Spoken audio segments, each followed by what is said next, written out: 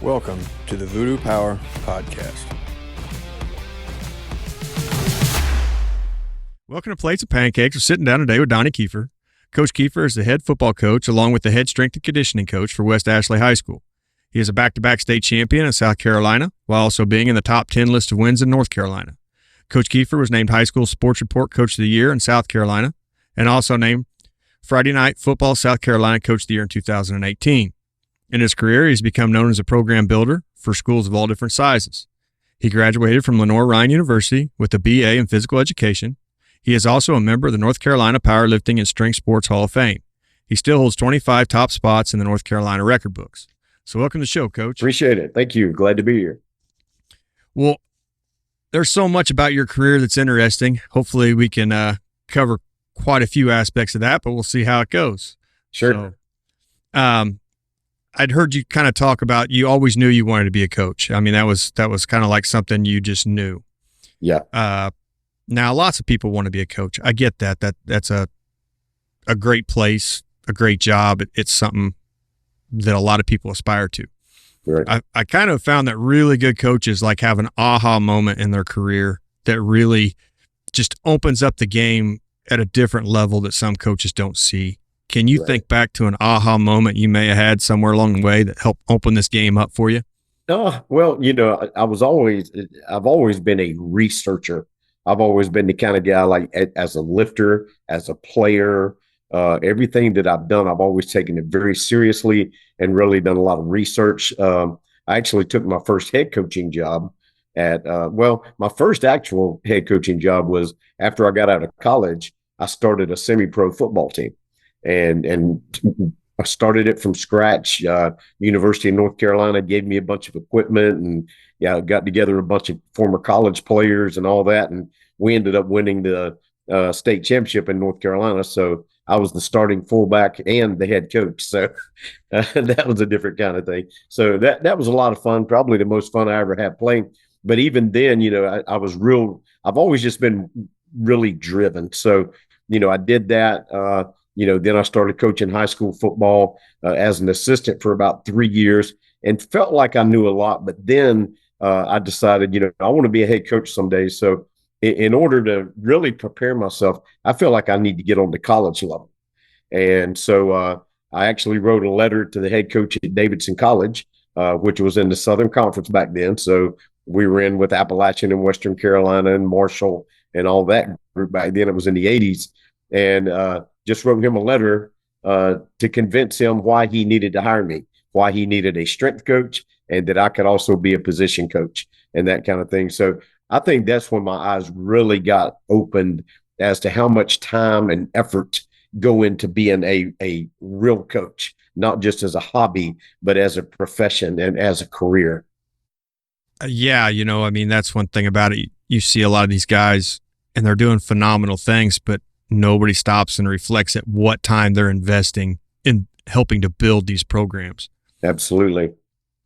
Now, talking about building programs, you've kind of come to be known as a program builder. Well, to do that, you obviously have to go to multiple schools.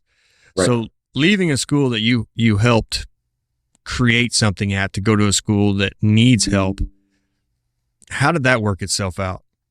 Well, it was always about just looking for the next challenge. I can say probably only 2 of them in my career were a mistake.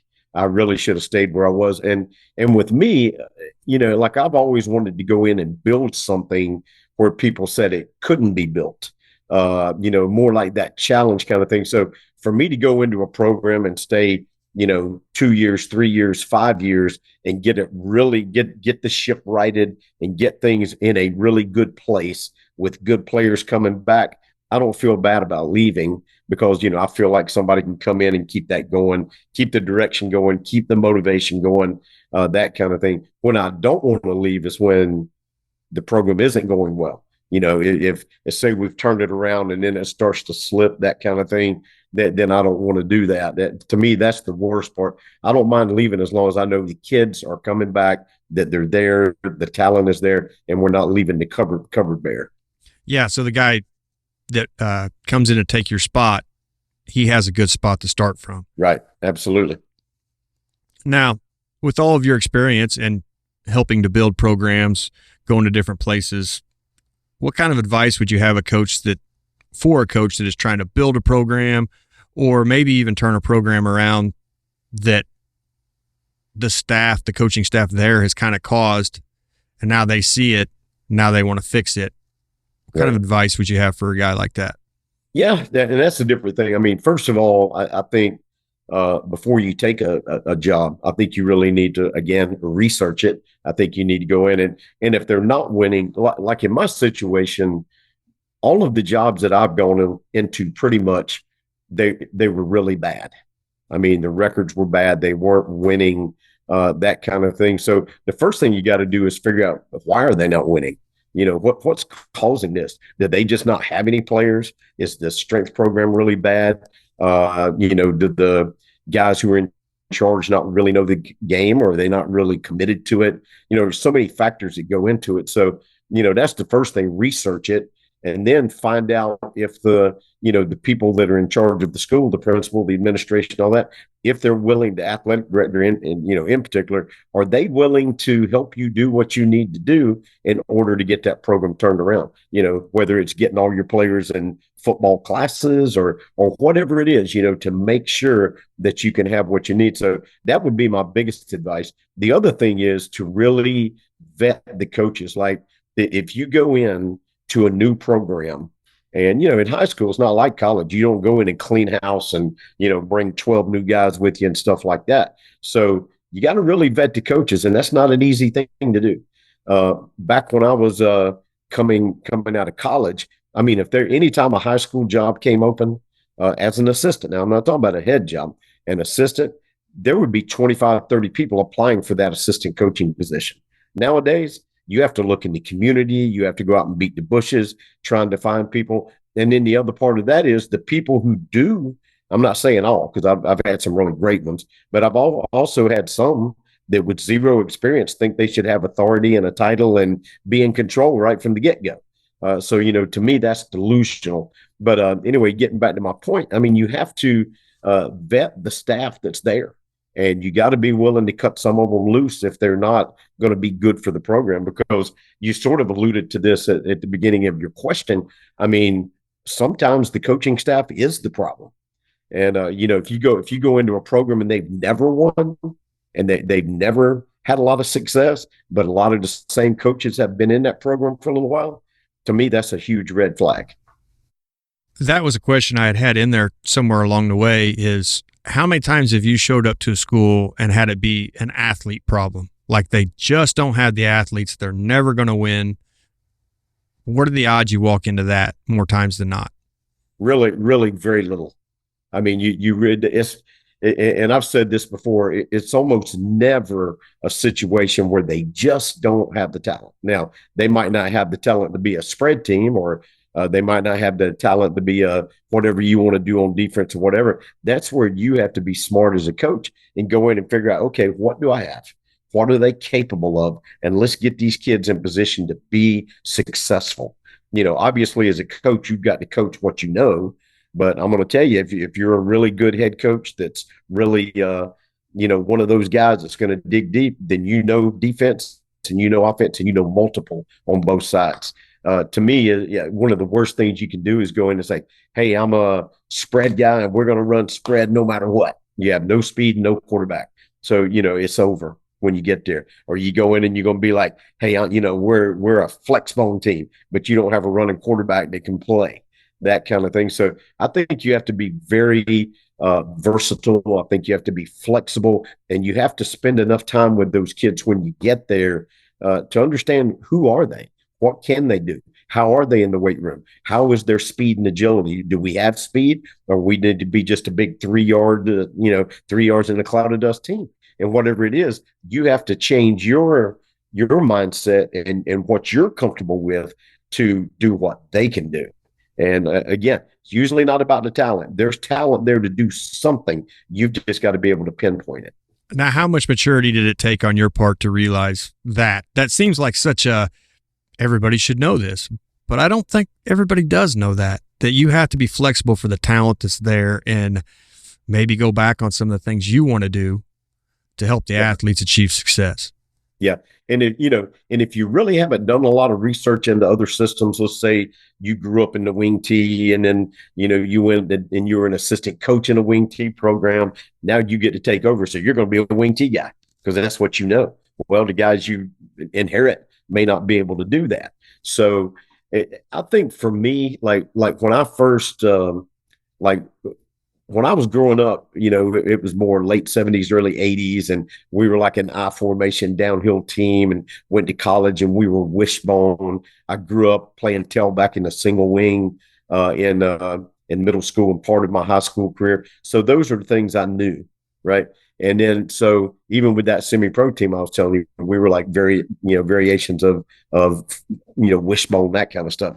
So when I went to Davidson and we were run and shoot. Manny Matsakis, one of the greatest coaches in the country. Love that guy. We got to know each other later on, but Manny was a run and shoot guy, and it was like under center and running triple option with a vertical passing game.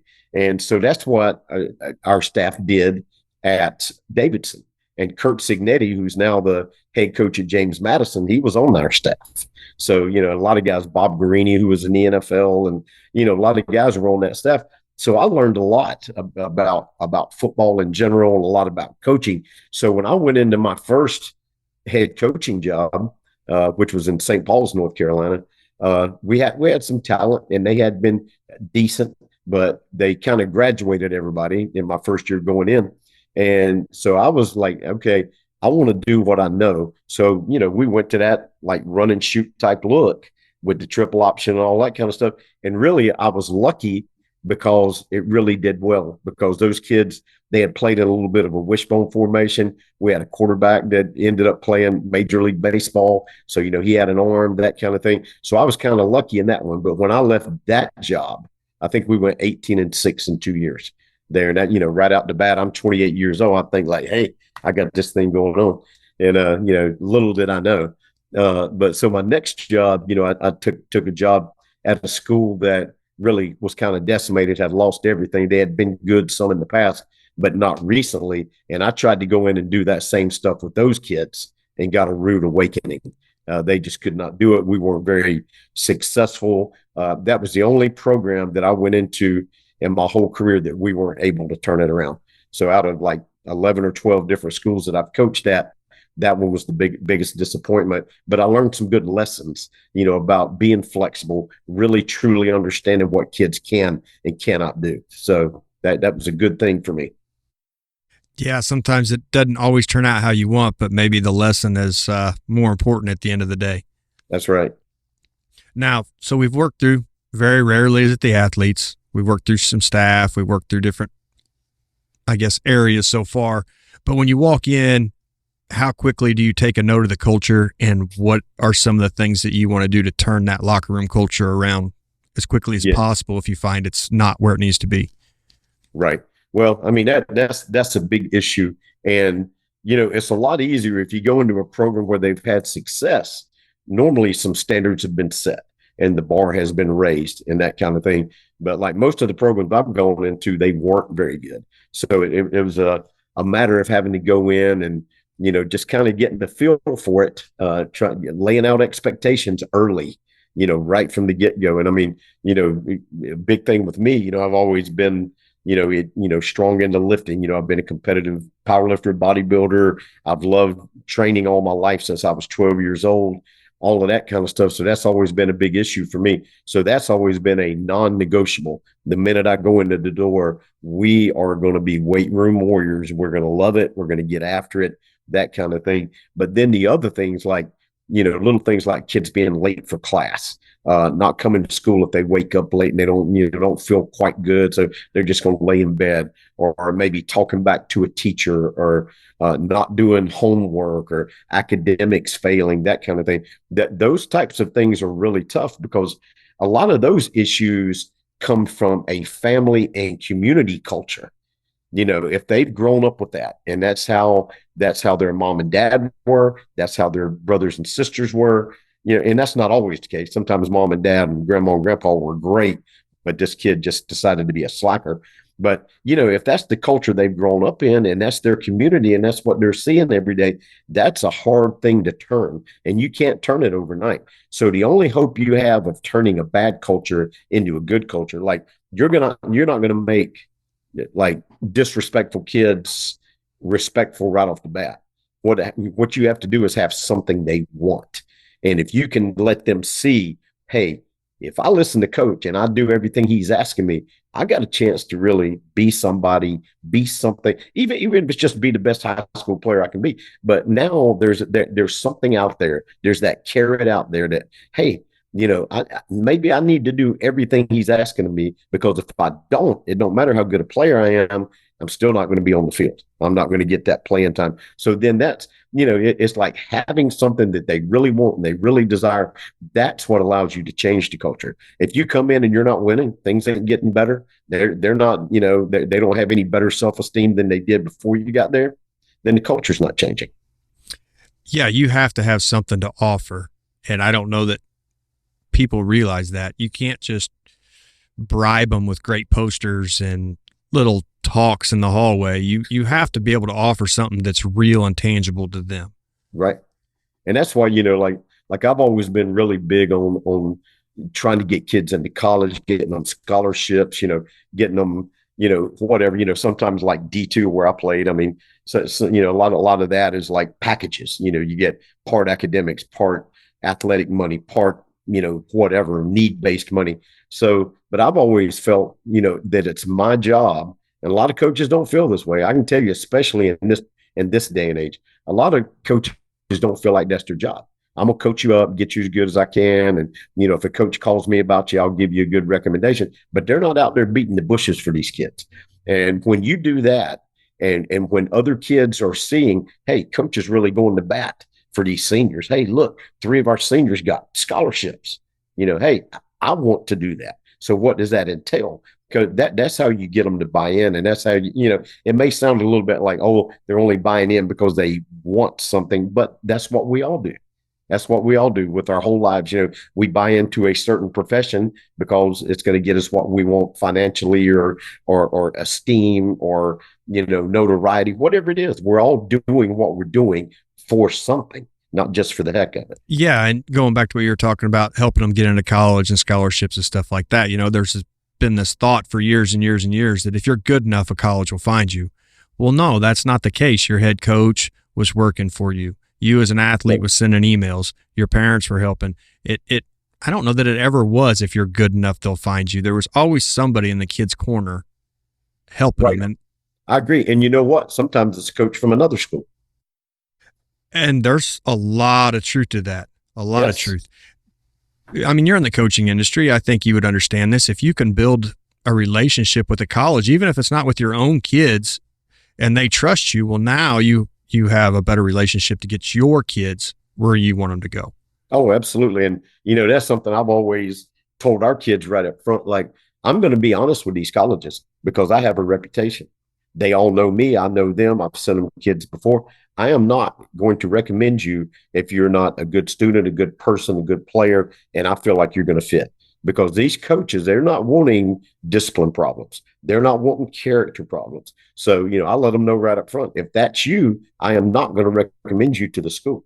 And the other thing that I tell our kids is, look, if you do get the opportunity to go and play somewhere, you better represent us well, because whether these other kids behind you get a chance or not is all up to you. Because if not, they're going to say, hey, we got a kid from that school, or we got a kid from Coach Kiefer's program, and he was lazy. He didn't want to work hard. Yeah, we're not interested. And you don't want that happen. You don't want that kind of reputation. And by another token, by the same token, you remember back when Appalachian beat Michigan and they won 3 national championships in a row. I had a couple of kids on that team, and they were really high quality kids and great players and all of that. And we were at a clinic. Jerry Moore was the head coach then, and I was at a football clinic. I'm just listening. And so when they introduced Jerry Moore, and he said a few things, and then he said this kind of made my I don't want to say career, but I mean, it was very flattering. He just said, "Oh, yeah, I see Coach Kiefer out there." And he said, "Let me tell y'all something. If Coach Kiefer ever recommends a kid to me, I'm taking him because I know what I'm going to get when they walk in the door." And I was like, "Wow, thanks, Coach." What a kind thing to say, but it is a reflection of the program and how you do things and get kids prepared to go. So they need to take that responsibility and accountability when they do go to pave the way for the kids behind them. Yeah, and as a kid, you don't understand it. As my daughters went through and played softball, I got to be around the recruiting process a lot more. That is a business through and through, and there is not enough time for those guys to jack around with you. If you say they're good, they better be good, or right. You've lost your chance. Yeah, you lose all credibility if you start sending kids out there they're still going to vet them. I mean, all we can do is recommend them and get them film and stuff like that. I mean, they still have to be good players. They're not going to go solely on our word. But I think what's more important, like they can watch film and see if the kid's a good player or not, but that don't tell them about his character and his work ethic. And I think that those are two of the most important qualities that all these coaches are looking for. Yeah, you bring up character and quality. That's really unique. Like I said, we watched my daughter go through the recruiting process, and those scouts would show up to softball games. She was a softball player. Anymore, the first thing they would do is they'd look them up on Facebook and they'd see what their socials were saying. Absolutely. Then they would see how they dress coming out of the dugout. Did they have on their tennis shoes? Were they tied? Did they carry their own bag? Was their mom and dad waiting there for them? And then they would follow them to a concession stand. Listen to how they talk to their mom, listen to how they talk to their dad, and they would make a decision a lot of times just on character. They knew they could play or they wouldn't be there. Everything else was a character-based situation. Well, you got to figure for these colleges, I mean, especially in football, Division I football, that's a huge investment. They're investing a lot of money in these kids and their futures as coaches. They're investing their career. They can't afford to have poor character kids or bad character kids coming into their program that are going to let them down and get them fired. But they also are spending the college's money to bring these kids in and educate them. Now, helping to turn a program around, I heard you talk about this on a podcast you did, and it was really amazing. But finding the wins, stacking the wins, making everything somewhat competitive so that a player that hasn't experienced being a winner gets to learn how to win. When did that dawn on you, and how were you able to kind of set that up? Well, to be honest with you, it was kind of like right from the get-go, that was my mentality because I've always been so competitive, highly competitive. So, you know how it is. And like one of the things is when you first go into a program, and normally when I do change schools, I try to go in like somewhere around February, March, something like that. So I have the whole second half of the year to work with the kids, get them in the weight room before we ever can get on the field, that kind of thing. So we try to create a really competitive environment. First of all, I want to make sure, when I go in, technique is perfect. We're not going to give away high squats in the weight room. You go into a program and, all these kids are going like, yeah, I squatted this, I squatted that. And I'm saying, well, I'll see. I will see if you actually squatted that. And they're squatting high and that kind of stuff. So it's a blow to their ego when you actually make them squat below parallel. Like they're supposed to, and so you go in, and so that's the first thing we do is we get everything, make sure all technique is right, and then we go hard, and we teach them great technique, explosiveness. Even though I've been a power lifter and a bodybuilder most of my life, I don't train my kids that way. I train them as athletes, so we're all about bar speed, compensatory acceleration. We're all about everything that's going to make them a more explosive athlete. Now, I will take some of our kids and compete, and I'll take them to powerlifting meets. I've done that my whole career because the reason for that is I feel like that you need something more in the off season to motivate kids than just saying, come on now, we got to get stronger. We got to get faster. Come on. You need some short-term goals, something where they can see themselves getting stronger and faster, and getting a little confidence there. So I've always done that with them. But going back to the original question, so what we do is we try to create competition. We try to get, like our best lifters training together, and it's not hard to figure out which ones they are after a little while. Even in our speed work and agilities, plyos, all that kind of stuff. Everything we do in the weight room is competitive. We keep boards and, like top 10 boards, and we'll put, like everybody that can bench 225 gets on a list, and everybody can do this and that is on the boards. And so it makes them really hungry to want to do it because they see what a big deal I make out of it and the rest of the coaches do. So obviously they want to do that. So we get that competitive atmosphere going in the weight room. Then and as soon as school's out, we begin 7-on-7s. And well, even before that, we have spring practice down here. So we get 20 days, 10 days in pads, and then do a little, spring game. So, but even back in schools when I didn't have that, we would make that competitive. Every day would be competitive elements within that. Then when we got to the summer, it's 7-on-7s against other schools. So, I know a lot of coaches are like, hey, let's just go throw the ball around and, let everybody play a little bit and see how we look and that kind of thing. But I was always really competitive over that. I didn't want to go out there to a 7-on-7 and just participate. I wanted to go out there and compete and try to win, not win at all costs, not play 7 guys and everybody else stands on the sideline, still play everybody, but make it real competitive. Anytime you suit up against another team in another color uniform, you need to be doing that to win, because that's what competitive sports is all about. So, we go from that. Then you go, as soon as summer's over and real practice starts, early August, late July, then it's like, you're getting ready for scrimmages. And so I kind of take that same attitude into scrimmages. I want to go into the scrimmage to win. I want to see everybody. I want to get everybody on film. I want to give everybody opportunities. But heck, we're going out there to play hard. We're not going to put our third string out there against the other team's first string and give up, 3 or 4 touchdowns. We're not going to do that. We're going to go out there and compete and play hard. We're going to coach hard. We're going to expect them to give everything they got. And then you roll that right into the season, and you've already learned how to win in the weight room, win in spring practice, win in 7-on-7, win in scrimmages. Now it's just a mindset. Now they know what it's all about. If you don't start early with kids that haven't been successful, teaching them how to win and what kind of energy, focus, motivation it takes to win, and then you think that's going to come when you start the season, it's not. It's just going to be more of the same, because they're going to be in a situation familiar to them where, hey, things aren't going well, so I can just quit. Right. You're starting to get into the psychological side. Yes, absolutely. Physically you're winning, but you're trying to change the mentality. So you're getting in there and messing around with the brains of kids and what they believe in themselves and what they believe about their team. Right. Absolutely.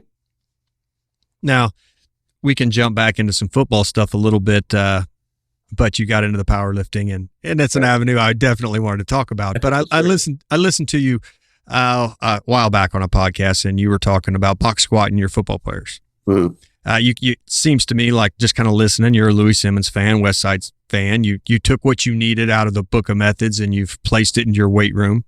Right. We box squat here a lot. I don't talk to a whole lot of coaches that do, though. Uh-huh. How have you seen that carry over to the field? Well, what we use different training models, and let me just speak about Louis for just a minute. And I was not good friends with him or best friends or anything like that, but he was an acquaintance. We spoke at a couple of different strength clinics at the same time. So I got to hang around him a little bit and go to dinner with him and pick his brain a little bit and just find out what kind of guy he was. And he was just a super person. He comes across, if you've watched his videos or you've ever seen, everything's really gruff and all of that. But man, he was such a nice guy. Hearing of his passing, was difficult. And I hated that because he was really an icon in what he was trying to do, and all his research came from Eastern Bloc Olympic lifting, and all that. So he was way ahead of his time, and he understood. I've always said, this was his thing. He probably never said it actually in these words, but powerlifting is, for a lot of powerlifters, is a misnomer. It's strength lifting because there's no time element. Powerlifting is what Olympic lifting is. It's all about power and speed and explosive. So, but anyway, yeah, Louis was just a great one. And I just gleaned a lot from reading his material, watching his videos and that kind of thing. So what we do is we train in 3 different models. So we have what we call a progression model, which is basic periodization, and with progression, like I developed a six set progression chart. So if we go into the weight room today and I say, okay, guys, we got progression squat today, 76%. And then I'll write what the reps are for each set. So like it might be, 8, 5, 5, 5, 3, 3, whatever it is for that day. But the last set will be 76%. So that's how we do progression. Right. And like I said, I've got a chart so they don't have to go over to the wall every time I go, okay, first set's 40%, second set's 50%. It's not like that. The numbers are already there for them. All right. So we use progression. All right. And that's, we use that year round, but not every day. We'll use that usually one day a week. The other model we'll use is static. And static just means sets are going to stay the same. So if they come in today and I say, all right, guys, we got 82% today, static, 5 sets, 5. 82 might be pretty heavy for 5 sets, 5, but let's say 75%, 5 sets, 5 today. Okay, static. So they know what that is. And that's more when we're in that hypertrophy phase and more into that absolute strength phase, that kind of deal. And some hypertrophy as well, but progression usually builds more hypertrophy than the static will. But then the third model that we use is all Louis stuff, and it's speed bench and it's box squats. So the way that we do it is really based off of how he did it. So I'm very big on work rest ratios. I think that's important. Now, one of my pet peeves, and if I'm stepping on your toes, forgive me, I'm sorry, but one of my pet peeves is like more of the new CrossFit, more like you got to be doing something every minute or every second, go from doing a set of squats to a set of box jumps into this. And to me, that's not good. I want, if we're doing 5 sets, I want that 5th set to be just as strong and powerful as the first set. If I'm fatiguing them between those sets, then what am I really gaining? I fully understand all the power and explosion and how things go together. But to me, I want them to have that glycogen replenishment. All right. So, and I tell our kids, look, hey, your body is a car. When you run out of gas, your car's not going. If you go back to back to back to back, you're not going to get all your reps. You're not going to get all your sets. So I always build in the work rest ratios myself based on what the load is. Now the big thing is RPE. Okay. What do you feel like your exertion was right there? Right. What was your rate of perceived, exertion? And you take a kid in the high school level, he's 15, 16 years old. Heck, it might be, it might really be a 5 RPE. And to him, it was a 9 because oh gosh, that felt heavy today, but they're nowhere near where they could have been. But anyway, saying all that to say, I'm big on building in the work rest ratios and making sure that they have time in between sets and that glycogen completely replenishes. And I explain to them, look, your muscle tissue stores glycogen, and then it's your liver. When it's all gone out of your muscles, it has to go from your liver through your bloodstream to replenish. If you take enough time, your next set's going to be just as good as the first one. Because, I'm not in a hurry. I don't want you tired. I'm not trying to make you tired. I'm trying to make you strong. And, our kids buy into that and they see the benefit. And when they go and train by themselves, they'll come back and say, hey, coach, I did static bench the other day. And, I did 2.5 minute sets, or I did 3-minute sets, talking about the work rest ratio. So they understand it and they know why they're doing it. But Louis, now here's the thing, getting back into the box squats and the speed bench and the West Side stuff. So when you do speed stuff, you're only doing doubles and triples. Okay. So the work rest ratio is way lower because you're not fully depleting the glycogen because you're doing such few reps. So we use that model as a whole different thing. A lot of times we do that late in the week. We'll do our heavier stuff earlier in the week, the static and the progression. Then we'll do our speed stuff at the end. And then, like we do some Olympic lifts also, primarily hang cleans, power cleans. Used to do snatches, not many of those anymore. But, by nature, the Olympic lifts are explosive. You can't do an Olympic lift slow. It has to be fast. But the reason we love box squats and speed benches so much, number one, we talk about training statically and kinetically. So anytime you're using stretch reflex, right? The stretch reflex, lengthening, shortening, all of that. Anytime you're using stretch reflex, we call that kinetic energy. So, that's how you play sports. So you need to do some of that, but you also need to build static energy where it is all muscle fiber firing, no momentum, no stretch reflex, nothing. Dead stop. Every muscle fiber has to fire at the same time. And it teaches them how to recruit all of those muscle fibers at the same time. So what we do is the way that we set it up. And when we bench, I know a lot of people do speed bench, like really rapid fire, eccentric and concentric, but we don't. We come down under control and we actually pause, but then push as fast as we can. And we're doing triples. So even though we're pausing at the bottom, we're going from a dead stop, no kinetic energy whatsoever. So on box squats, what we do, number one, we make sure that when they're on the box, they are below parallel, not at parallel, not an inch above parallel, below parallel. Okay. We teach them to make sure, and my cue on squats, whether it's box squats or any other kind of squats, is always hips back, shins neutral, hips back, shins neutral. Because we want to be glute squatters. We don't want to be quad squatters. We don't want pressure on our knees. We want pressure on our glutes. So, we teach them how to sit back, stay tight throughout, keep that core abdominal pressure, pause for 2 seconds, and then up as fast as they can. And we use one of Fred Hatfield's old things, compensatory acceleration. And people are like, what is that? What do you mean compensatory? So I'm sure you know, but a lot of people just listening probably don't know. All that means is when leverage gets better, you compensate for the leverage getting better by speeding up, not by slowing down. So you're basically rattling the plates. And I got that rattling the plates from Johnny Parker, who used to be a strength coach with New York Giants. And he's a legend as well. But anyway, so that's what we try to do. We try to go 50% to 60% in 6 weeks. So we only do doubles. So we'll do like first week would be 50, 52 and a half, 55, 57 and a half, 60, maybe 62 and a half at the most, but usually we end up at 50. Now I did a percentage chart. Most percentage charts, are 2.5%. Mm-hmm. So I did my own where it's 2%. So we would go 50, 52, 54, 56, 58, 60. So that put us exactly on 6 weeks.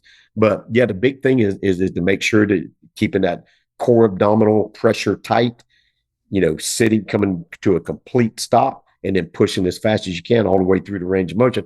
And now we'll do anywhere, depending on what the percentage is, we'll do anywhere from, just like Louis and those guys did, 11 or 12 sets of doubles all the way down to 8 sets of doubles, over the weeks as the percentage gets higher. But that is such an explosive thing for our kids. And we talk all the time, everybody does nowadays.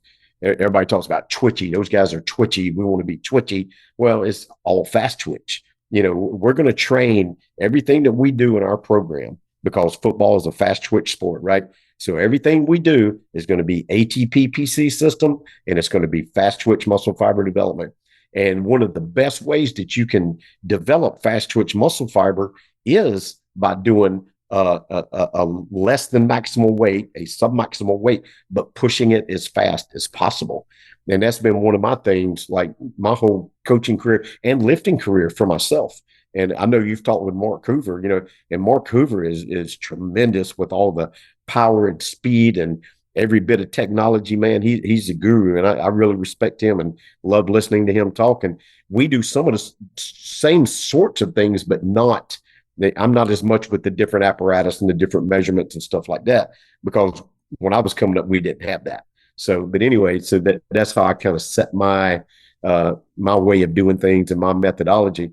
But so we want to be as explosive as possible, and doing those static sets where you go from a dead stop to full blast builds fast twitches just as well as lifting heavy. Because I've always said there's 2 ways, and I've always read and researched, and everybody I've ever talked to that really knows, the whole science behind everything is, like, your body really cannot tell, I guess, neurologically, when people say that, something is muscle memory, it's really central nervous system memory, because that's what's sending the impulse, right? But the body cannot tell if you're putting full effort, now that is an art in itself, or whatever you want to call it, it's a skill in itself to be able to push a submaximal weight as fast as you can.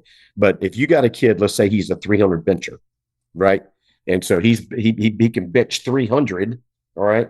So he's pushing as fast as he can. It might not be moving very fast, but if he moves that weight, he makes every muscle fiber fire, but then he goes to a submaximal weight and he's pushing that like it was 300 pounds. Your body can't really tell the difference. It's all about recruiting those muscle fibers, mentally, connecting muscle fibers neurologically with the CNS, and the body can't really tell the difference. I mean, if you're given full effort, you're given full effort.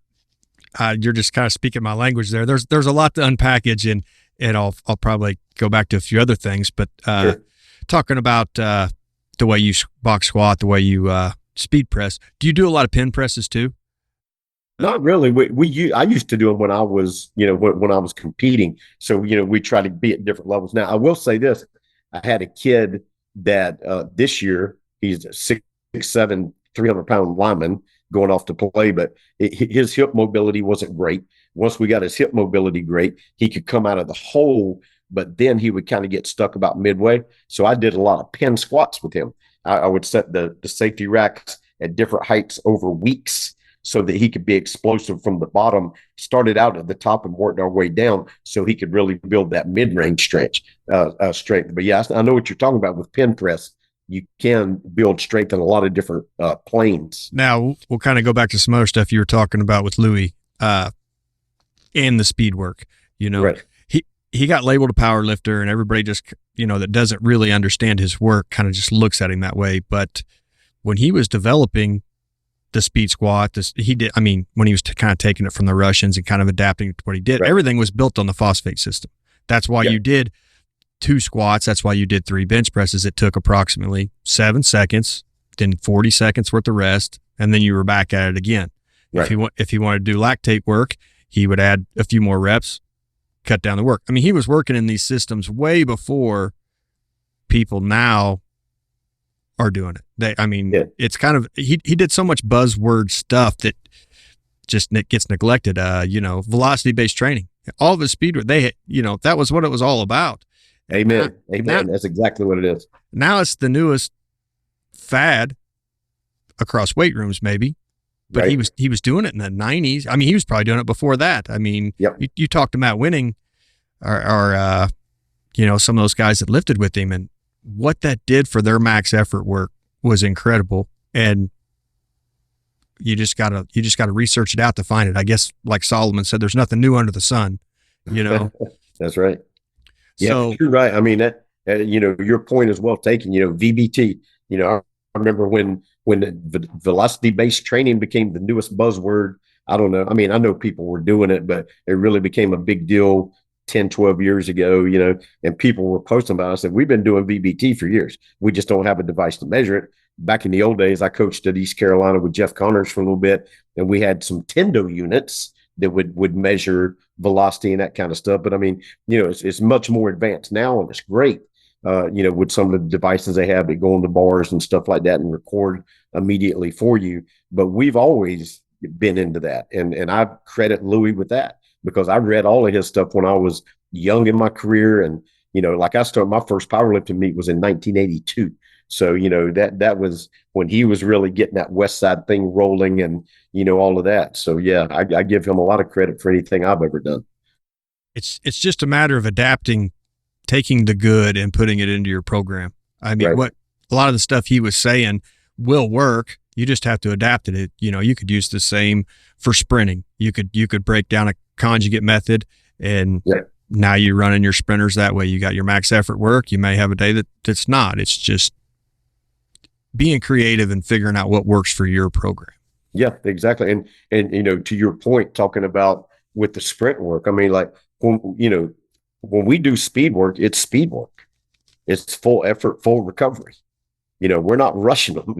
We're not trying to do, if we're going to do sets of 20s or sets of 40s or something like that, that's speed endurance. That is not speed. That is not linear speed development and explosiveness. That is more endurance. But so just like you're saying, just like with, the conjugate method, just like with the max effort day, that kind of thing. If you're doing more reps, then it's not the same as when you're doing the explosive stuff. And so it's the same thing with sprinting as it is with lifting. Yeah, I had got exposed to like the feed the cat system through some local coaches. I got lucky. I got lucky. I got to have him on the podcast, and I got to talk to him, and I just read Louis' sprinting book. So the stuff that Tony's saying is a lot like what Louis was saying. Louis wasn't there to kill his athletes. He was there to get the work done and get them out of there. Yeah.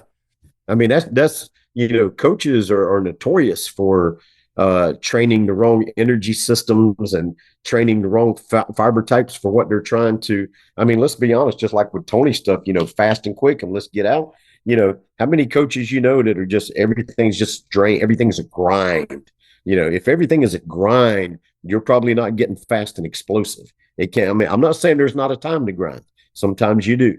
But I mean, the majority of the time, you need to be fast, explosive. Here we go. Let's get in, let's get out, and let's get a lot of work done and understand what you're trying to do. If you're trying to make them fast, let them recover. And if you're trying to condition them, then it's less recovery. We talk to our kids all the time about, about a football game is roughly, just on the average. I know there's a heck of a lot of tempo now, but just on the average, say a play takes 5 seconds and you rest 40. So that's a 1-to-8 work rest ratio. You work one times your rest period of 8, which it gives you 40 seconds. So, I mean, things like that, that's how we try to train. We try to train the way that we play. And that's kind of what we do. We're going to train the energy systems that we're going to play with, which is primarily in football. I mean, you may get into the lactic acid system a little bit, lactate, but primarily it's ATP PC system, and people don't understand PC is phosphocreatine. So, that always helps explosive movement as well. I never saw myself as being a feed the cats kind of guy. And then as I get to talking to more and more of these coaches, man, it lines up with all the principles that I really held dear to what I'm trying to do with my athletes. And Louis was ahead of the curve there also. Mm-hmm. I mean, there's very few facets of sports that he didn't have his hands in that people just don't realize. Right. I agree. And, one thing we were talking about box squats, and I don't know if I'm sure you know this, but, one of the methods that they used for deadlifting was 10 sets of singles. Pull one, 45 seconds, pull another one, and be as explosive and fast as possible. And probably the thing that helped my deadlift more than anything was doing box squats.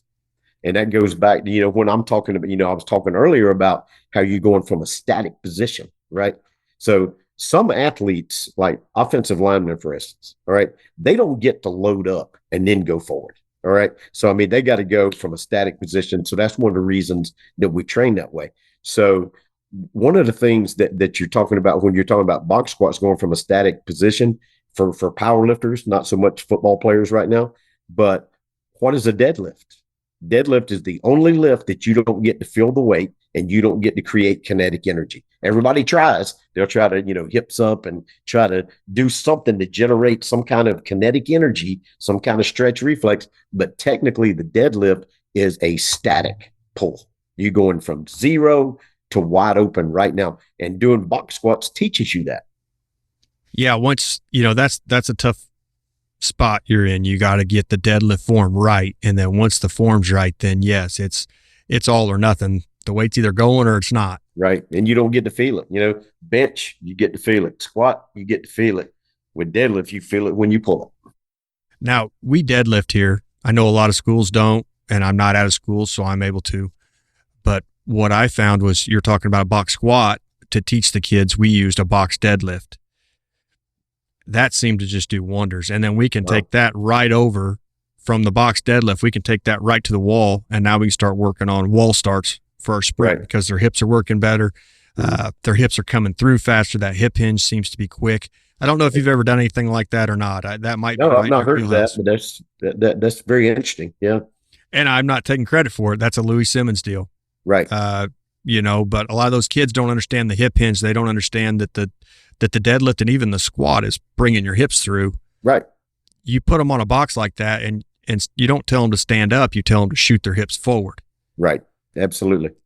That seems to have a lot of carryover. Yeah, it does. And, that's why, like I told you earlier, but our coaching cues are always hips back, shins neutral. Now, is everybody shin really going to be neutral? Probably not. You might have a little bit of flexion, but, we're not looking for a lot of that. We want to, again, as I said, be glute squatters. And, I just feel like that makes our kids stronger. I mean, everywhere I've ever been, now squat is my best lift as well. So maybe that's the emphasis, but most everywhere I've been, I've had a lot of really good squatters, I guess, because we teach technique well and we emphasize it and we put a lot of importance on it. But yeah, again, going back to the Louis stuff, I mean, that nobody out squatted those guys. I mean, some did, but I mean, they were premier without a doubt. So with your box squat, let me ask this, we try to be glute squatters. We try to be back. We cue very similar. Do you find when you start getting them younger kids in, or when you take over a new program, that those kids can't hit that box without falling into it, that their hamstrings and glutes are so weak that they just collapse into the box? Yeah. And we kind of progress them to that, and here's something that we've done. And you've seen the portable glute hams, like, they're like foam, covered just like a blocking dummy, but it has the hump. So we actually start our young guys out not with hard boxes, because we don't want to do anything that's going to compress the spine. And that's why we use such light percentages. But so we'll start out using those glute hams, turning them around where they'll back up out of the rack, put their heels against the end with the hump on it. All right. So we let them actually sit down, we control into the cushion and let it sink a little bit and then explode up. So there's no dead stop. There's no compression on the spine, but that teaches them to get that depth. And, obviously we start them out with nothing. It's just body weight. Then we'll maybe let them progress to a bar. And then as they get better at it, we'll go through a whole 6 weeks, sometimes more, of doing nothing but squatting on that glute ham. And the good thing about it is it kind of fits everybody. It kind of fits our taller kids, and our younger kids can sink in far enough that they're getting below parallel. So that gets them to where they can get to that depth. And it does increase that hamstring and glute strength, putting on the brakes, being under control, coming down. And then by the time we do progress to a hard box, then they're used to it and they can get. Now, to go into some of what you're saying there, squeezing the body, holding the core tight, that compression you need. It seems like a lot of kids can put a belt on, but they have no clue what that belt's doing. How do you, especially on the backside, everybody can get fat and push their belly into it, but getting that backside tight, I don't imagine you go super heavy, but you do bring some of your kids to competition. So how do you start getting kids to understand what that belt's purpose is and how to get into that belt? Well, what we teach them is we start out with, first of all, making sure you understand why you're wearing a belt. You're not wearing a belt to keep you from bending or to keep you from, doing whatever, your technique being bad. That what we're trying to do is create inter-abdominal pressure. And then the second thing we talk about is when you have that belt on, and really, I don't care if it's squat, bench, whatever it is, like we talk to them about filling their lungs with air, filling their diaphragm. So, we say my cue to them is big air, big air, big air. And then when they get that, then they can push out on the belt. And I talk to them about the picturing a balloon. Because, I don't know why everybody, and, you may disagree with me, but I don't know why people have taught forever, breathe in on the way down, breathe out on the way up. I mean, to me, that's so ridiculous. And what I tell them is that's like having a balloon tight and then deflating it on the way up. So you take in that big air, here we go, you got it tight, and then on the way up, you're going to go, that's just like that balloon deflating. Now you have no inter-abdominal pressure. Now you're going to lose the lift and not be able to complete it. So we try to take them through those types of scenarios so they understand what that belt is for. The air is going to create an inter-abdominal pressure, but the belt is going to assist with that to give you something to press against. Yeah. So when we get younger kids, they don't understand that. So especially if you're in a higher rep situation, like if you're in a 5-rep situation or something like that, it's like, there's going to come a point that you have to breathe. We want that to be in between. So gather. That's what I'm saying. Yeah. Gather yourself up. Get to the top, rebreathe. Yes. Yeah. And then they learn where they can hold their breath and they can hold that pressure longer. We're not looking at living with our breath held, but no. Just understand what you need. Even if it's every rep at the beginning, grab it at the top when everything's there and available. And that's what we do. We're not asking them to, keep the breath in beyond one rep. We just want them to rebreathe, back to the top. We're expecting them to push as fast as they can on every rep, whether the weight's light or heavy. But then we just say, get to the top, rebreathe, big air again. Here we go. And so they can get into a rhythm, that kind of thing. And more, the kids really, once they see how much that helps, having that inner abdominal pressure, how much easier it makes the weight feel, they're sold. You don't have to tell them again. Then they have it. Oh, yeah. I mean, when their max goes up 20 pounds because they know how to use a belt, they get it. They understand. And that's really all the proof you need. Right. The other thing in the box squat is why I like it. Now, I don't know how you feel about it, but you have time to coach. Right. They're safe. They're in the box. They're in a good position. Now you can start cueing those knees to drive out where you see a lot of those kids when they first come, everything's a knee cave. The hips are weak. Everything's weak. Right. The box squat buys you time, I think. Right. I think so too. And, and it puts them in a perfect position. It takes a little time to make sure the box is set perfect height for everybody, but it's worth it. Because if you let one or two of those kids squat high, if they're an inch up, inch and a half, and then other kids are below, those kids that are squatting below are going to be better squatters, without a doubt. Yeah. And, I see it out here. We pull mats. So some of our taller kids have a mat they put on top, and the smaller kids pull it. So if one of them thinks they're squatting lower than another one, that kid's going to hear about it. And then they kind of regulate that on their own, it seems like. Right. Now, there was definitely some other questions I had in there, and I kind of went blank for a second. But that's all right. Yeah. You're talking about the GHR. I know as you bring him in and then you do start squatting quite a bit, that GHR really seems to help bring that lower back up to speed quicker. Do you find that in your athletes? It does. And we start out doing RDLs with light dumbbells to get them in that proper hinge position. And then we progress to barbell RDLs and then, into glute ham and different things like that. It's hard for a lot of these kids, especially with the portable glute ham where they're not anchored. It's difficult for them to do even one at the beginning. So we let them assist one another, that kind of thing, until we get them up to that. And, we just do, like I said, we emphasize so much. One thing that I have found helps really with hamstring and glute strength on squat is doing lunges. Doing lunges really puts you in a bad position. And it, you have to, it's technically a one leg squat is what you're doing. So you're really, going, unilaterally. So that seems to help a lot of them really get their hamstring strength to where it needs to be. I don't know about you, but when I do lunges are one thing that it don't matter if I did them 3 days a week or didn't do them for a month, my rear end and my hamstrings are going to be sore after doing glutes. So it just tells you. It's one thing you never accommodate to, it seems like. That's right. And a Bulgarian squat. Yep, right. Now, the question I had a minute ago and I went blank on it is, do you rotate the box out after so many weeks and then free squat and then go back to a box? It seems like their hips get lost if you don't pull the box away from them. Right. Yep. So what we do is we train in phases. So, being football centered like we are. So, we have 4 different distinct phases. So when we're in season, our Thursday workout is always box squats because it's a lighter percentage.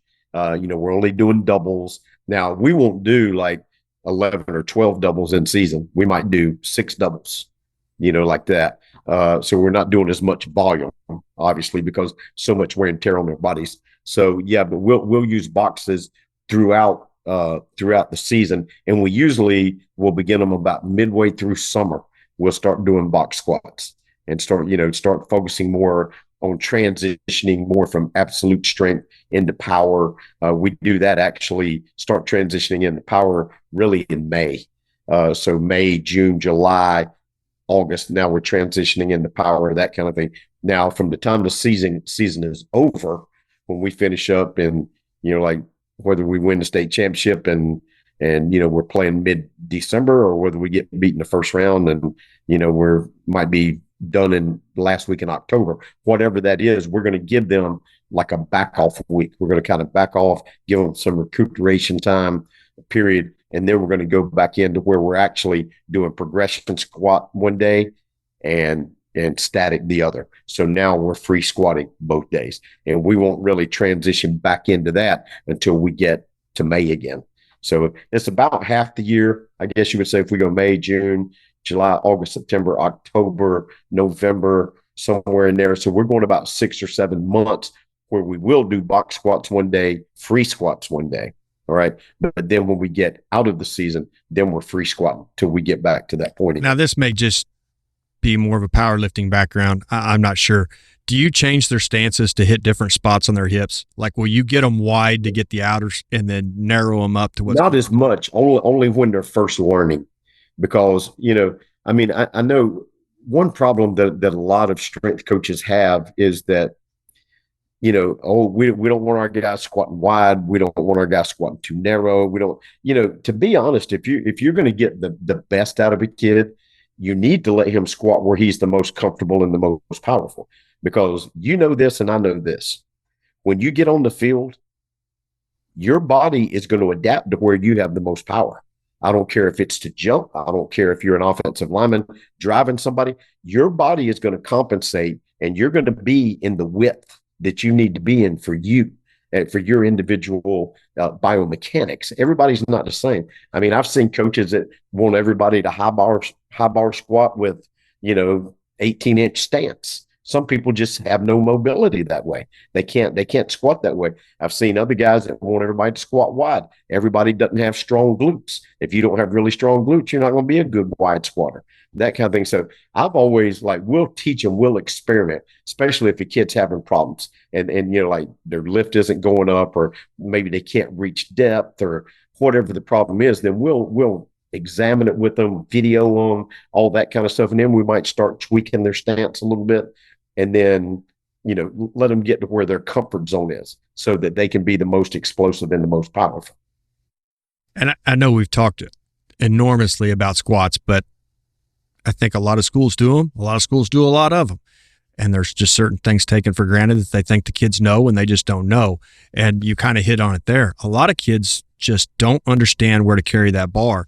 Then right. you go in a weight room and you see bar pads and stuff like this because it's hurting and it's this and that. Yeah. Instead of, I don't know how you teach your guys, but do you teach them to carry it on them rear delts and flex into that bar?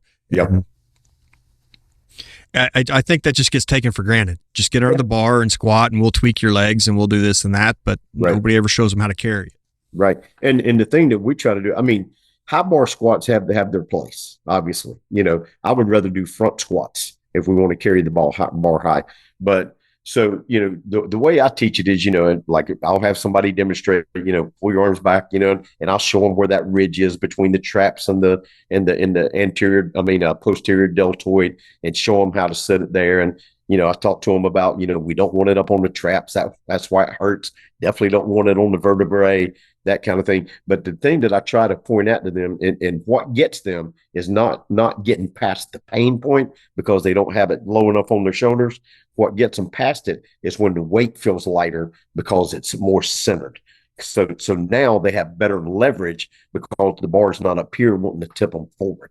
So when we explain all of that together, hips, back, shins, neutral, make sure we got that bar in a low enough position that you can move it. And I'm not saying there's no room for high bar squats. I'm not saying that. I know they have a purpose, but that's how we teach them to get past that point where they can actually start squatting with the bar a little bit lower, so they actually have better leverage to push the weight. Yeah, and just getting them comfortable. Right.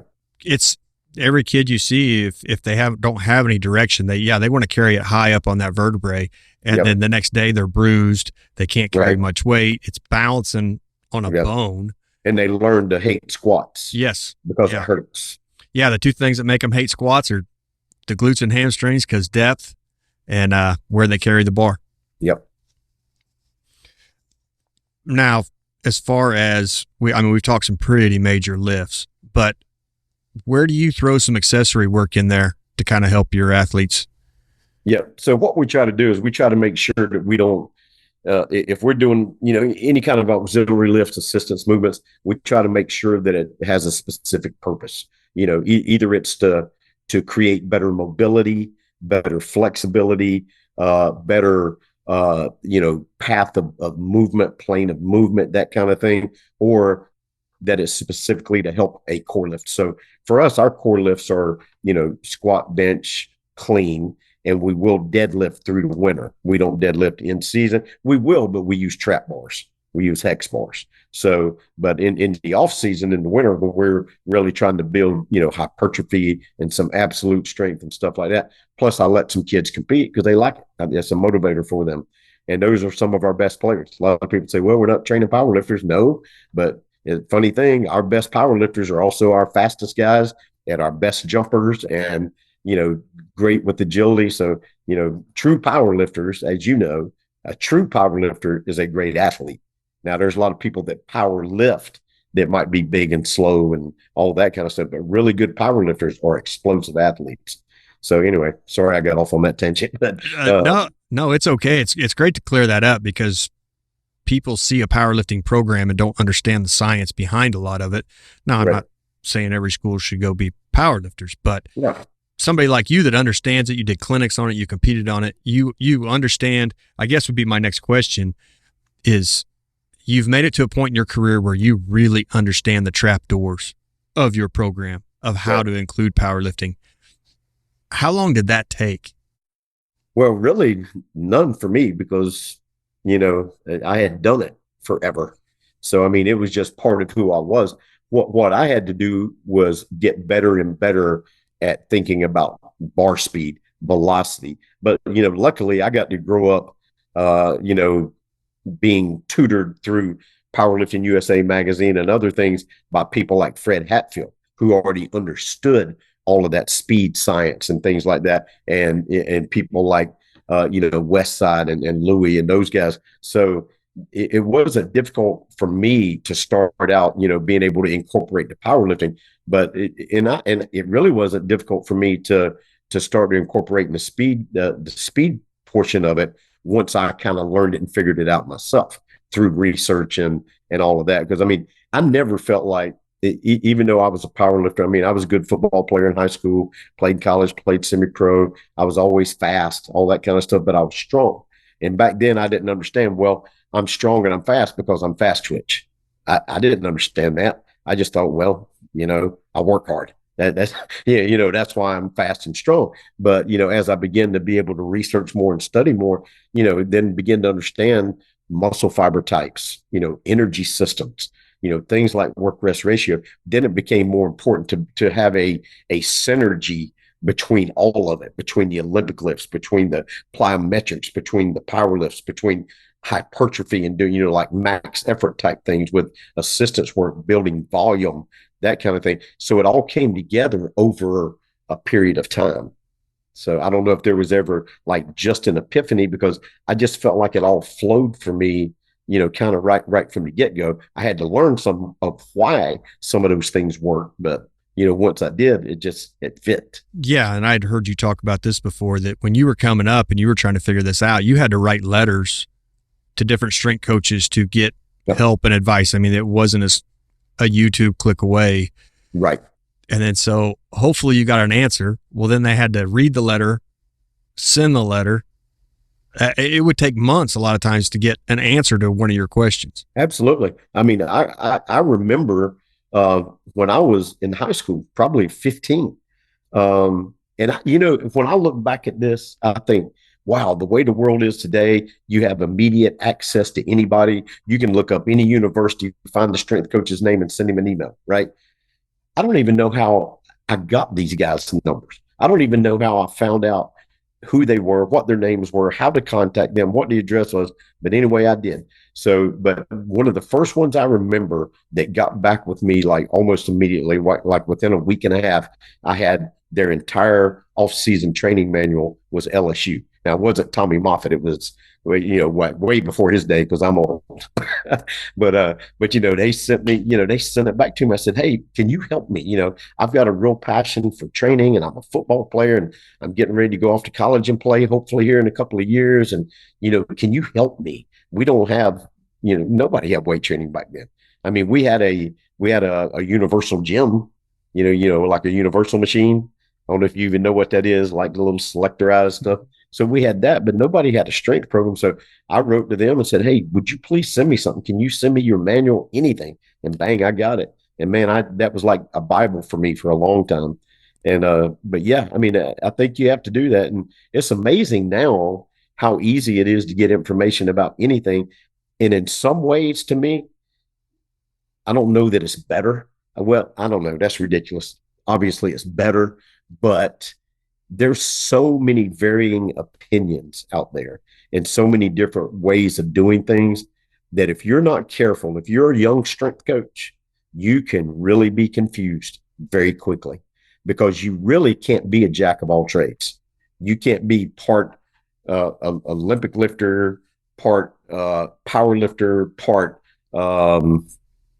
CrossFit, part whatever, some of these other systems, and there's so many different systems out there. So you could be confused really quick if you don't have something, if you don't have your own philosophy of why you do what you do, then you're going to end up throughout your career changing from one thing to another.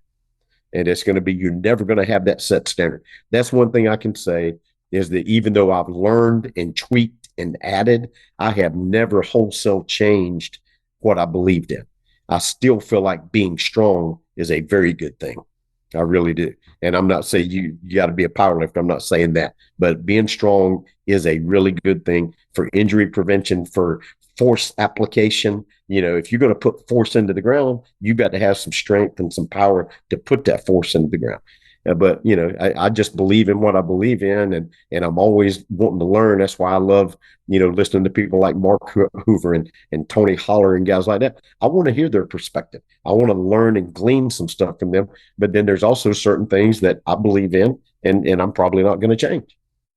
Yeah, you touched on it in there, talking about mailing coaches and now emailing coaches, and then listening to guys like Tony Holler and Mark Hoover.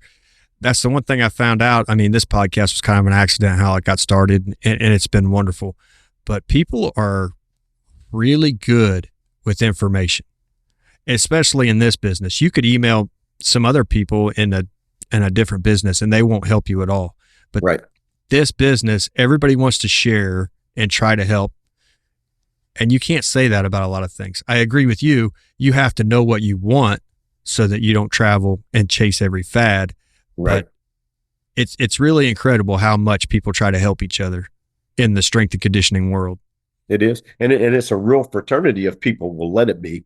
The only time it goes awry is when, I've got my opinion and you got yours. And if we don't disagree, then we're at each other. Oh, that guy's stupid for doing this and not doing that. And then you're like, well, this guy's stupid for doing what he's doing. You got to respect everybody as long as they're not doing anything to injure kids, and you feel good that they're doing everything they can to make their kids better. They're not injuring them and that kind of thing. Everybody's philosophy does not have to be exactly the same. And Mark Hoover said it really well. I know we've talked about him quite a bit, but when he come on the podcast, he's like, you know what? At this age, at that high school age you're talking about, anything will make them strong. Yeah. So for strength coaches to kind of go at each other a little bit, is it really necessary? I don't know. The kid just growing up naturally, he's going to get stronger. So whatever you do is only going to help, like you said, if you don't put the kid at risk. Right. Now, I mean, we've talked a lot about powerlifting, strength training. I don't know. We may have lost some people by now, but let's go into back into coaching there a little bit. Okay. I've heard you talk about the team is a reflection of the coach. Right. So setting the standard and not wavering so that your team can be a reflection of what you want them to be, that comes with some hard choices and some consequences that you don't always want. How are you always able to navigate that and be the standard setter? Right. Well, first of all, I'm going to make sure that nobody's going to outwork me. No other coaching staff, no other coach on our staff. Some of them work just as hard as I do, thank God. But nobody's going to outwork me. My kids are going to be able to trust me and know that I give them 100% every day. I'm going to set that standard. I'm going to be working hard. I'm going to be all in. That's a buzzword now, or a buzz phrase now, is all in. I'm going to be all in. They're never going to have any doubt that I'm all in for them. And, I expect that from them. So it's like a partnership. And, I know one podcast I did with the guy, and he was talking about, how do you, what do you do for team building? And, I told him, well, we don't do any like specific team building. Like some teams, they'll go out and they'll canoe the rapids together, or they'll go do a ropes course or something like that. We don't necessarily do anything like that. But what we do is try to build trust within our program with each other. And it's like I was telling him, a part of it is how you treat your players. One thing, we don't allow profanity, on the field, in the weight room, anywhere else, and that's my choice. I want our kids to be disciplined. To me, that is a discipline. And, I tell them like this. All right. So if we're on the field and coaches are cussing, kids are cussing, everything's just chaos, and then they get on the field on Friday night and they get a 15-yard flag for throwing the F-bomb, then how can we say anything? We allowed it. We let it happen. It was part of our culture. And that's not who I want to be. I don't use profanity myself, and I don't want them doing it, and I don't want to tolerate it and feel like it's okay. So that kind of thing. We're not going to cuss the kids. We're not going to abuse the kids. We're not going to do anything to challenge their manhood. And to me, and we don't allow them to do it to each other either. Not the kids aren't going to pick at each other, because they will. But we try to create that atmosphere of, hey, these are our brothers. We don't want to be downing each other. We want to be building each other up, that kind of thing, and building trust. And if you I've just found over the years that one of the best team builders is that if you treat all of your kids with the utmost respect, then they're not going to treat you bad as a coach. They're not going to talk back to you. They're not going to try to do stuff that would undermine the team, because they know that they can trust you. And what I tell them is, you can trust me. The question is, can I trust you? Do we have a true partnership, or is this a one-sided thing?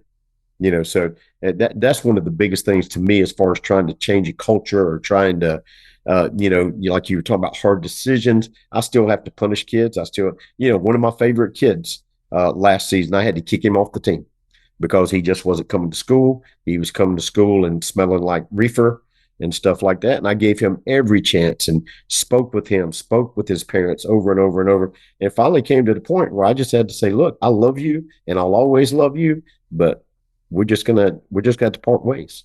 And that's difficult. And in 2021, like, one of our policies is like, don't be late for pregame meal.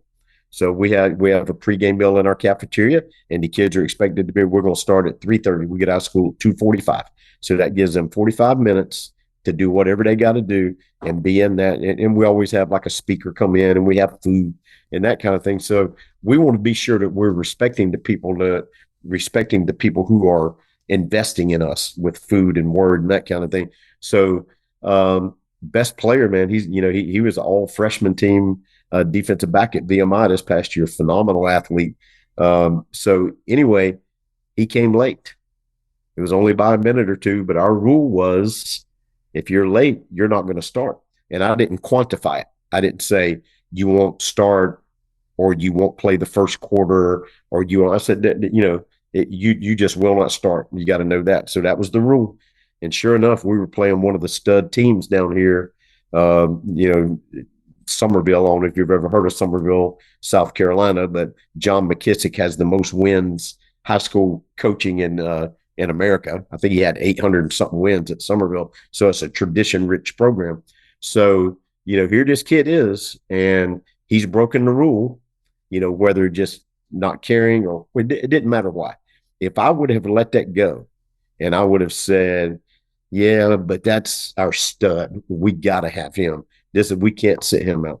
So I just told him, I said, look, you're not starting, so I'll let you know when you can go in. So that sent a big message to the whole team, because then they saw, all right, this is the best player on the team, probably the best player in Lower State, South Carolina, and he's going to stand on the sideline because he didn't come to pregame meal on time. And you know what?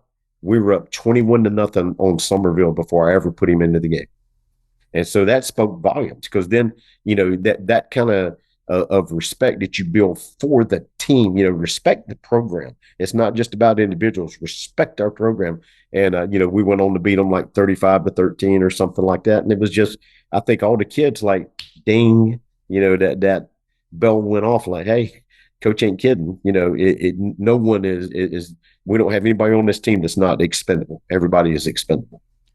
Now, from the outside looking in, it seems to me like that could do a lot of things right there. I mean, the kids are all waiting to see if you're going to bend.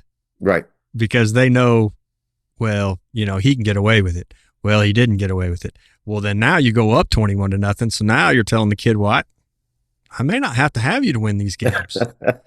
Right. It seemed like that one worked out in your favor. It did. But the irony of this, his first play was a punt return. He was our punt returner, and he went in on a punt return. We're up 21-0, and he takes it to the house about 60 yards. He was hungry. He had a lot to prove. Yeah. He wanted to be on the field. That's right. Now, at all the different schools, like you said, you run into a lot of assistants. Some are established there, and you got to take them. Some of them, I'm sure you get to hire. Mentoring young coaches that eventually want to take over a program, that's something that a good head coach has to do. Setting that up where that you're giving your assistants the best and you're getting the best out of them. How are you able to do that? Yeah, and that's a tough one. The big thing is with that, like I've had at least 10 or 11 guys that coached with me that became head coaches. Many of them are still head coaches, that kind of thing, and they all did well. But that's all about the individuals. Like, there's a lot of people who say, hey, I want to be a head coach. I want to learn. I want to become a head coach. But you find out real quickly, saying I want to be a head coach, but doing what it takes to become a head coach are two way different things. That's not even in the same ballpark. Everybody wants to be a head coach. Everybody wants to call the plays. Everybody wants to be in charge. Everybody wants to do that. But are you willing to do everything that it takes to become a head coach?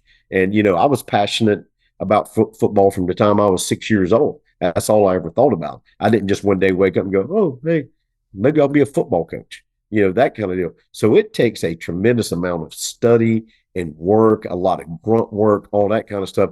So I'm always going to be there for them and teach them if they're willing to learn. I mean, they're going to have opportunity to learn every day. It's just some people take that opportunity. They can see how you do things. They can ask questions. They can jump in and do things that need to be done without needing to be asked. But some guys, all they want to do, they want to call the plays, or they want to be the offensive coordinator, or, they want to be on the board doing X's and O's. But when it comes to washing the uniforms and painting the field, maybe they're not available that day. So to me, if a guy really wants to be that guy, you're going to know it, because it's like an intrinsic thing. I remember when I was an assistant coach, my coach never had to ask me to watch film. He never had to do it. I'd be knocking on his door. Back then we used to trade film. It wasn't Huddle back then. So I'd be knocking on his door, hey, coach, should we get the film yet? Or I would volunteer to go get it. Hey, coach, you want me to go get the film tomorrow? That kind of thing, because I was so anxious to see it, break it down, do the work. There's not a lot of people out there like that anymore.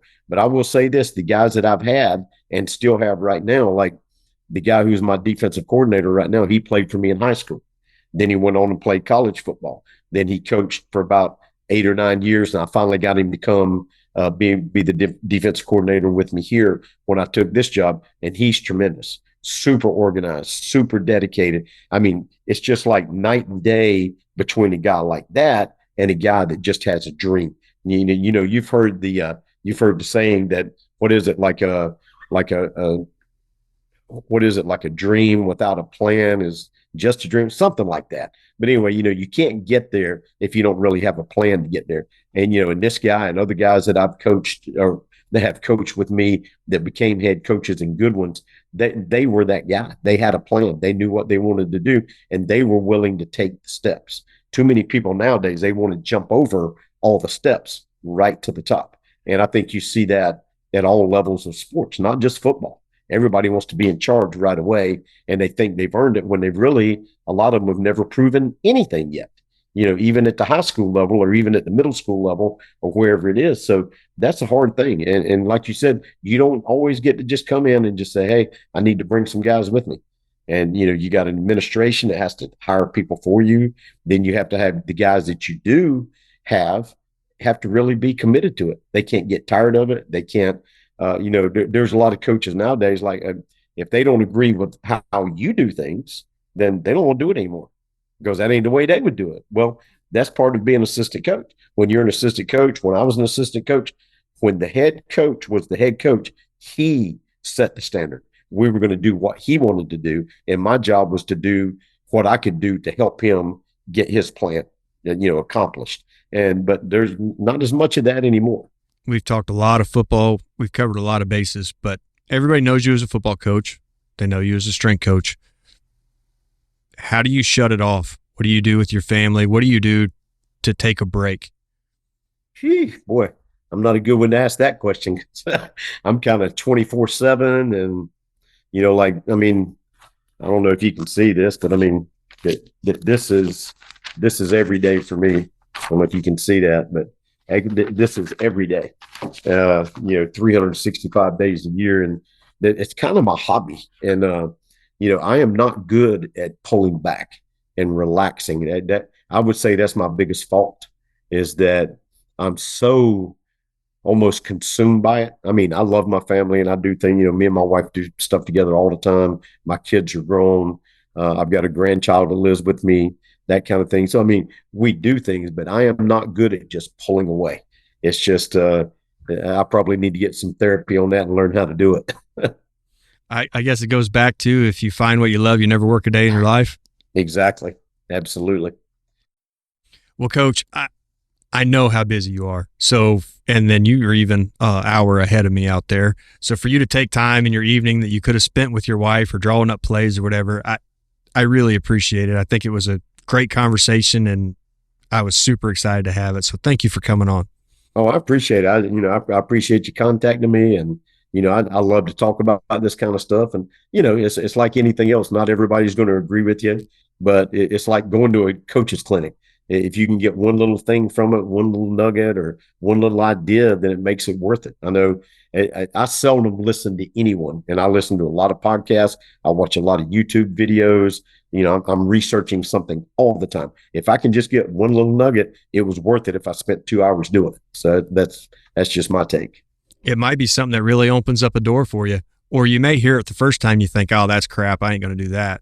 Right. But then after you think about it for a month, you're like, you know what? They weren't crazy. I might try that. So right. I spent a lot of time doing the same thing, researching guys, listening to what they have to say about things. It's amazing after you have time to maybe dwell on something, how your opinion changes. Right. Absolutely. Well, Coach, I hope you have a great evening and continued success. Hey, it's been a real pleasure. Let's keep in touch. All right, man. No problem. All right. Take care.